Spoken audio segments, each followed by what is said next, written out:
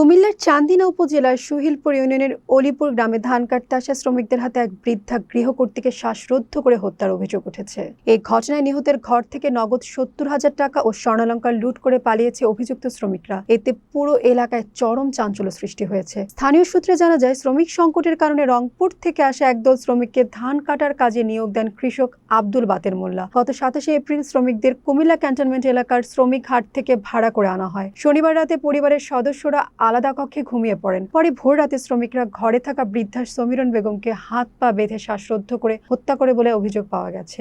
এরপর তার আলমারি ভেঙে টাকা ও স্বর্ণালংকার নিয়ে পালিয়ে যায়। খবর পেয়ে পুলিশ ঘটনাস্থলে গিয়ে মরদেহ উদ্ধার করে ময়নাতদন্তের জন্য পাঠিয়েছে। প্রাথমিক তদন্তে শ্রমিকদের সম্পৃক্ততার ইঙ্গিত পাওয়া গেছে বলে জানিয়েছে পুলিশ। স্থানীয় প্রশাসন বলছে, অপরিচিত শ্রমিক নিয়োগের ক্ষেত্রে পরিচয় যাচাই ও তথ্য সংরক্ষণে আরো সতর্ক হতে হবে। তদন্ত অব্যাহত রয়েছে এবং জড়িতদের গ্রেফতারের চেষ্টা চলছে। সকালবেলা শুনছি যে বাতেন মোল্লা উনি একজন কৃষক ছিলেন।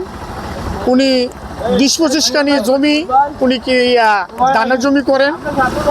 গরিপুর ক্যান্টনমেন্ট থেকে প্রত্যেক বছরেই এই রংপুরা ধান কাটার জন্য শ্রমিক নিয়ে আসেন, প্রত্যেক বছরই নিয়ে আসে।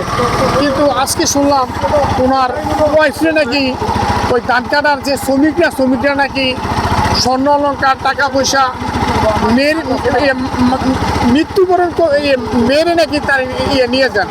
আমি এর তীব্র নিন্দা জানাই। তদন্ত ওসি মহোদয় আসছেন এবং সুহিলপুর ইউনিয়নের বিট পুলিশ এসআই লতিফ ভাই সহ আসছেন। আমি এর সঠিক একটা বিচার চাই, এর তীব্র নিন্দা প্রতিবাদ জানাই।